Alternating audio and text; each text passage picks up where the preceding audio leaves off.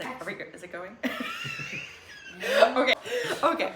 Hi, I'm Annie.Jurrens. I'm the owner of refillgoods, and I work with the DFL. We are working on a local series about local politics and things that are happening and things that people can do to actually get involved in local politics and why it matters and how it affects our life on a daily basis. And I'll let you introduce yourself.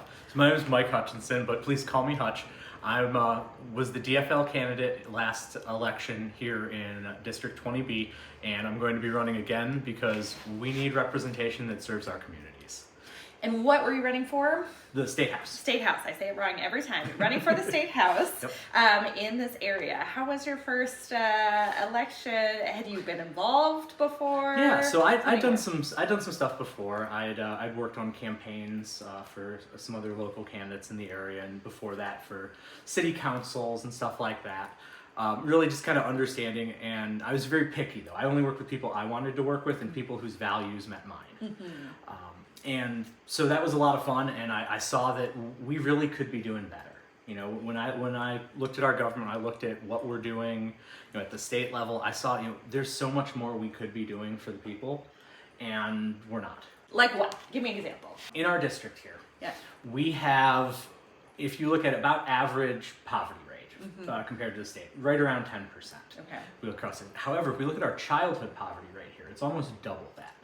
So it means that, when it comes to food insecurity, it's families, it's people with children, and it's the elderly.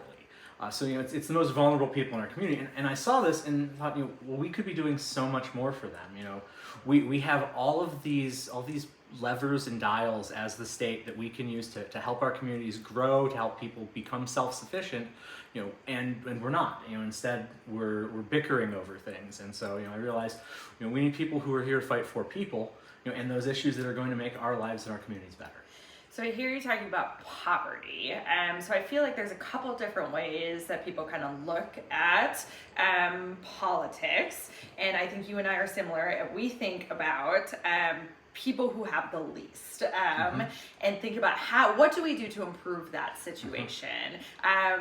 Is that true of how you think, and why? Well, it's the rising tide really lifts all ships up. When we've seen time and time again, from an economics perspective, if we put the money at the top of the system, it stays there. If anything, it actually draws more money up to it. So the rich keep getting richer. The rich keep getting richer. If you give tax breaks to the rich, they've already spent all the money they need to on food for that month, on things that it sits in their bank account or goes to a vanity project that doesn't help people. Whereas if we look at putting those resources in at the bottom of our system, the people who really need the help, who are struggling, to give them the support so that they can start to succeed, and lift them up. Well, as they lift up, they take the whole system and everyone with it. If people are eating, people are doing better. If people are doing better, well, they're more productive. If people are more productive, our communities run better. It's just that simple. When people are happy and healthy, everyone's better. You talked about food and food insecurity in this area, and that reminds me of free school lunches. Yes. Let's talk about that. Free school is what a wonderful program. It's a little watered down from what it should have been.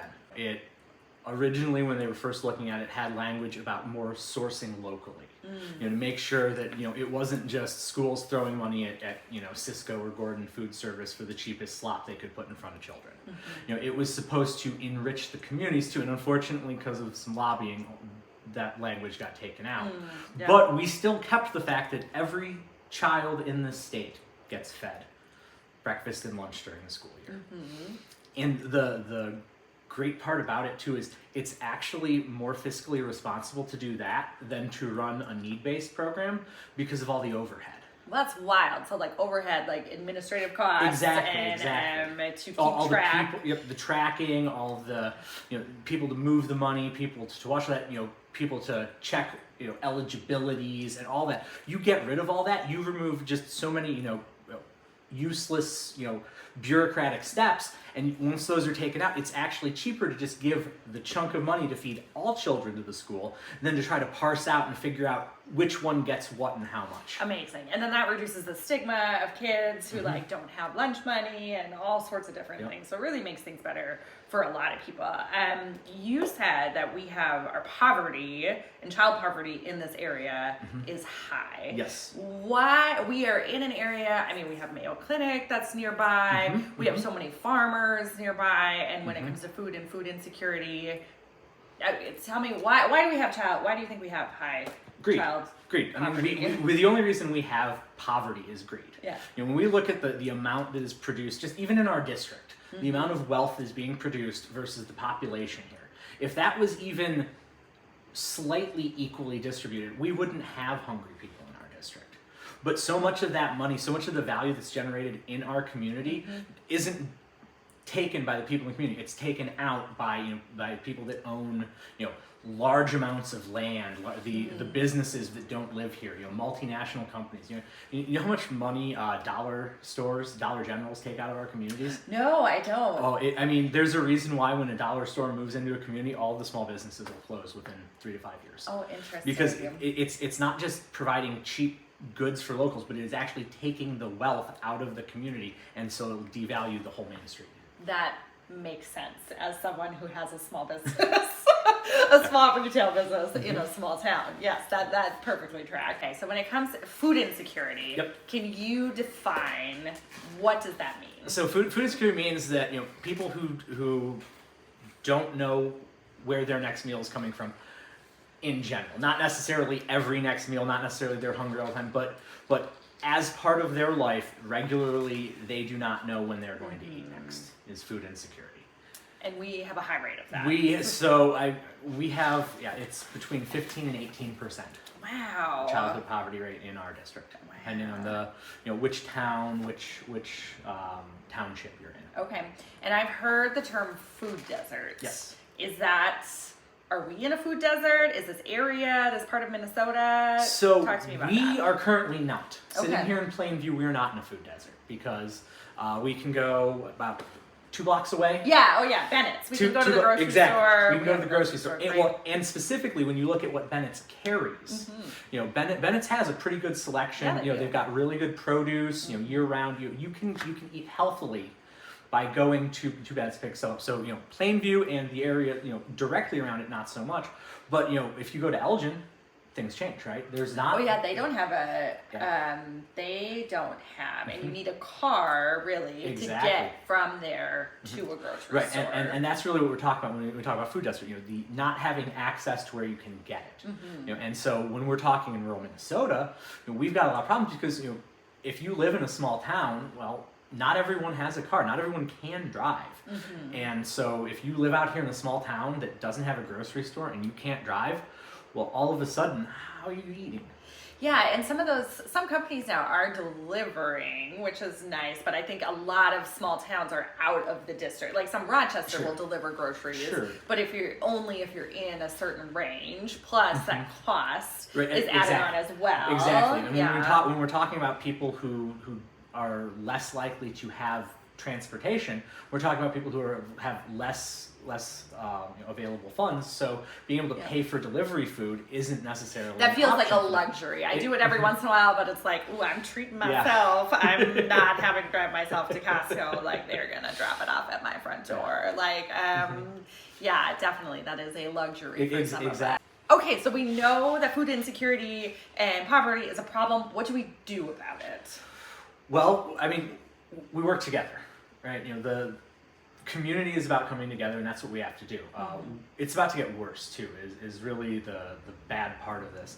Okay, well, first tell me more about that. Why is it going to get worse? Yeah, food prices are not going to get better. We're seeing already, within the past month, prices on your staples, eggs, milk, bread have gone up 20-30%. When at the federal level they're talking tariffs.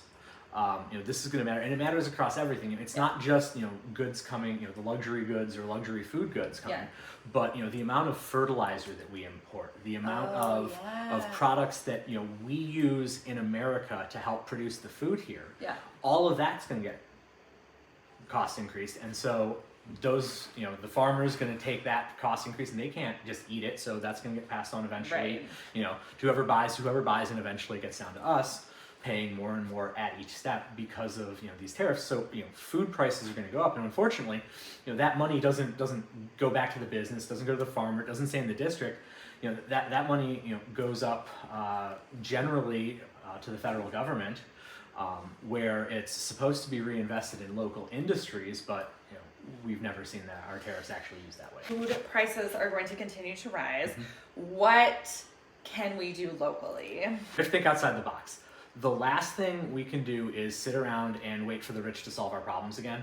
They haven't yet. They're not going to. So, Yeah. we need to look at what our grandparents, or depending, great grandparents did. Yeah. Back in World War II, they had victory gardens. Okay.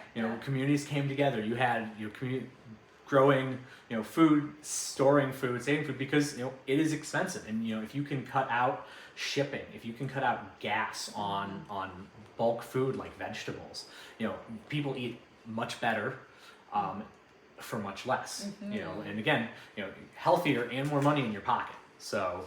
And I'll take a minute just to say that I know I've been talking to the pastor at Peace United Methodist Church in between Plainview and Elgin, and they have space for a garden, and they are looking for community volunteers to help with that. The produce that they grow there, a lot of it goes to the food shelf in Elgin. So that would be, if you're looking for a way to get involved, that would be a good way too. Oh yeah, exactly. Yeah. So victory gardens in our yards, victory gardens communities.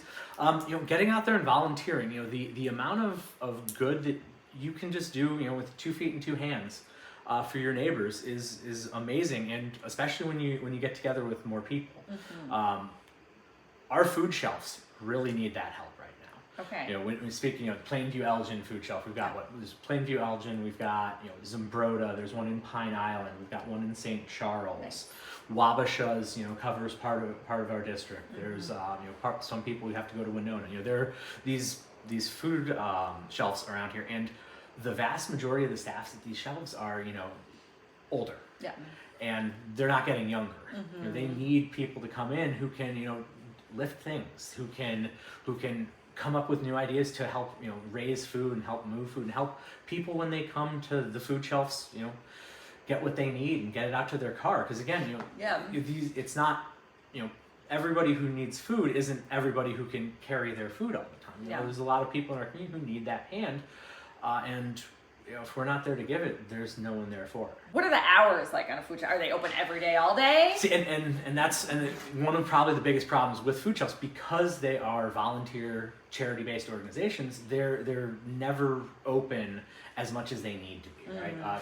Either because they run out of food or because they don't have volunteers to staff them. So depending on the town you're in, some food shelves are open one day a week, maybe one morning a week, depending. Up in Zumbrota, we've got a small food shelf up there, but just because they haven't been able to get enough people for it, they're open a sporadic grouping of days, like a Thursday, and then like the first Thursday, and then like the third Wednesday. Okay, yeah. They're only open very specific days and very specific times. Like sometimes they're only open like 3 or 4 hours per day.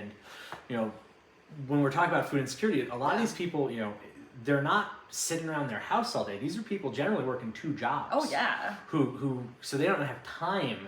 And so if the food shelf's only open, for 4 hours in the middle of the workday, well, how are they going to get there? Definitely. And so it's really about we need to see we need to be there in our communities to help them and kind of update these things. Start looking at how can we make them better.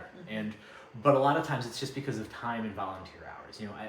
Everyone who I've met who works at those food shelves, would be open and feed every person in their community if they could. They just don't have the time and the resources for it. And so, we have to be the change we want in our communities and look to ourselves. And speaking of changes, I've noticed something with your campaign you did this last time that was different than I've seen before. Tell me about the food shelf tie-in here.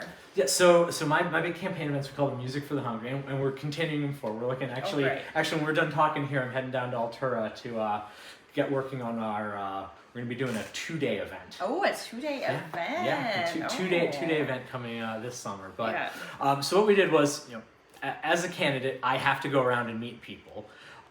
Most of the time, and conventional wisdom says, you're supposed to ask for donations, take that money, and pay for Facebook ads and newspaper ads, and that's what you're supposed to do.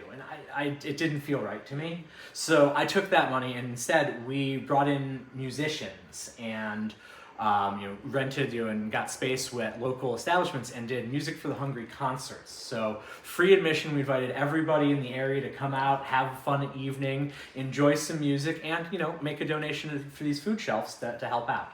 It was really good. We raised over 2,000 pounds of food. Nice. And a little over, I think, $1,500.